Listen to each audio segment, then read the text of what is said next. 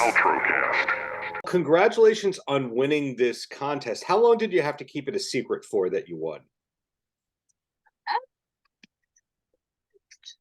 About 3 months maybe, because the final was on the 21st of November. So yeah, it's sort of like 3 months. We're allowed to tell the inner circle, like friends and family.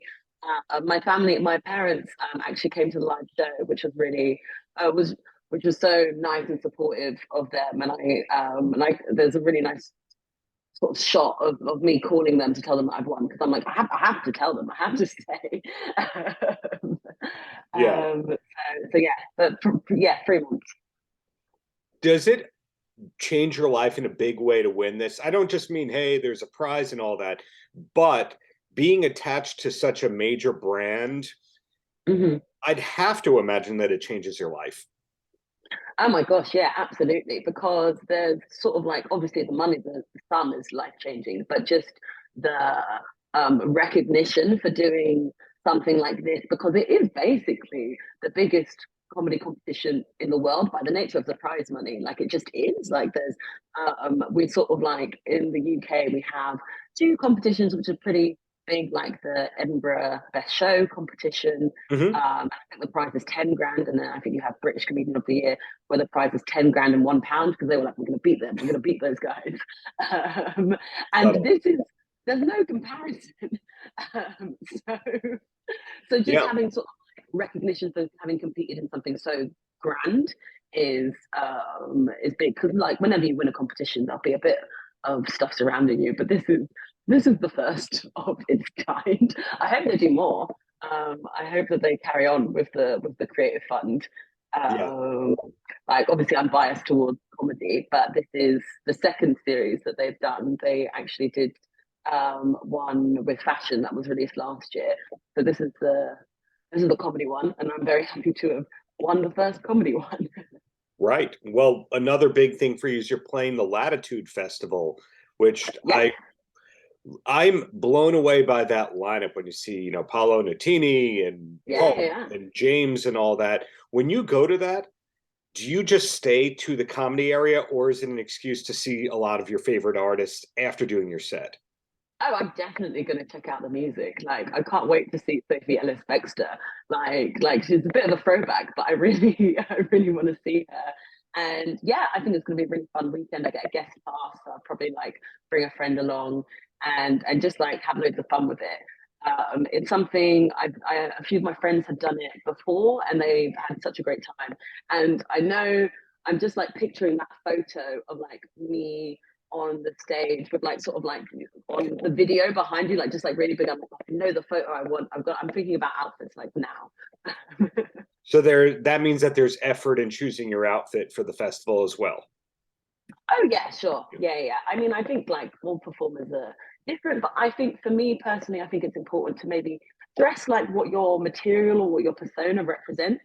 Like I had a very like because I manifest everything, and so when I sort of like found out I'd be doing the competition, I was like, okay, this is the outfit I'm gonna wear for the finale. Like, I'm like, it's the final. You gotta step it up. You gotta have like, it's gotta be just like heightened, I think, because the stakes are so high. I'm like, I've got to dress nice.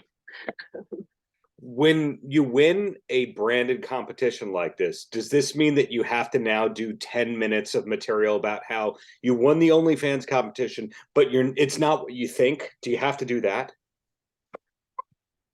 No, I think like because it's such a dramatic life event, it took a little while to process.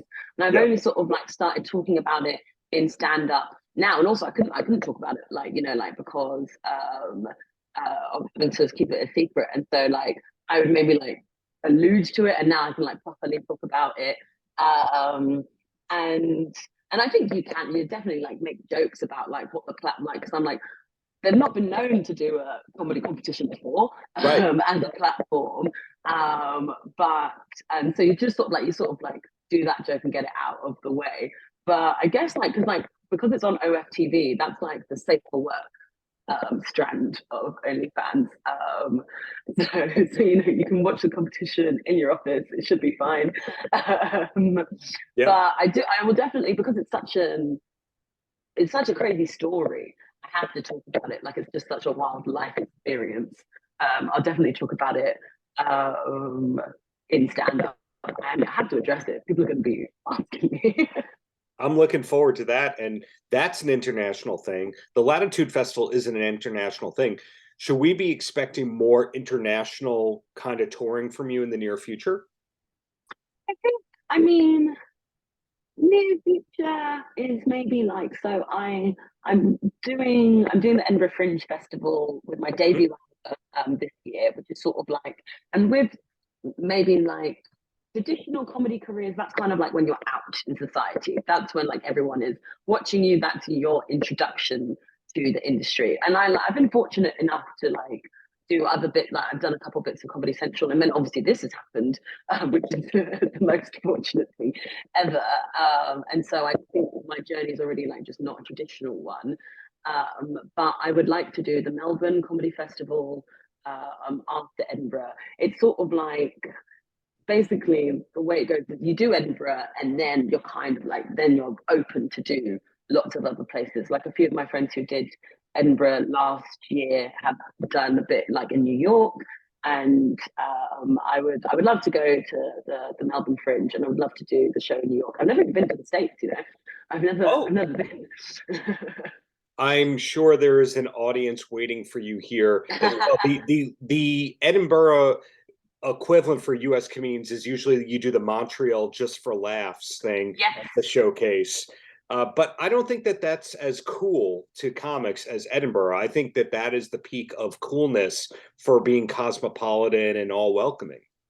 I mean, that's so nice that you would say that, because I have done Edinburgh as a student, and I've done it like, I don't think it's cool at all. I think it's like, it's so like, it's chaotic and it's beautiful, but it is not like, and I've done it as a student where I was like sharing a room with like 3 other comedians, and like, you know, I'd fly on my own shows like most of the time, and you just go a little bit insane. But the fact that other people, like people outside of us, like miserable British people, think that it's cool, and that's nice to know. And, like, you're incorrect. Let's be honest, when you work in entertainment, you realize it's not so glamorous. But if you have a boring day job, you go, oh man, imagine earning a paycheck in entertainment. That's got to be the greatest thing. It's kind of like that. Yes. Yeah. It's so, I would definitely recommend it for people to do. So my last question for you is, my wife and I are always looking for a new TV show to watch. You know, we pick a show, we watch it in 3 days, we go, what's next? I figured, why not ask a professional comedian what's funny or interesting that we should be watching? So do you have a pick or two for us? A pick for what you should watch on TV. Oh my God, this would be so bad if I give a bad recommendation, because I literally work in TV. It's my day job. No, it might be so bad that it's good. So it works both ways. And I'm also sort of like, I'm like, what would you have access to? Because, you know, like some stuff you just can't watch. Oh, you can get it all. There's no such thing as a firewall these days. Okay, well then you should watch. It's a show. I'm very biased, but my the production company I work at made it, and it's a very cool hybrid show about. So it's sort of like a mockumentary of this legendary performance venue called Moth Club, and it's a mix of mockumentary sketches and live performances, and it was on Dave on UK TV. So watch that. I think you should give that a watch. Will do. Well, hopefully you get over to the States in the near future, but congratulations on this victory and everything that's coming up for you in the near future, Mary. Looking forward to whatever is next. Oh, thank you so much. Paltrocast.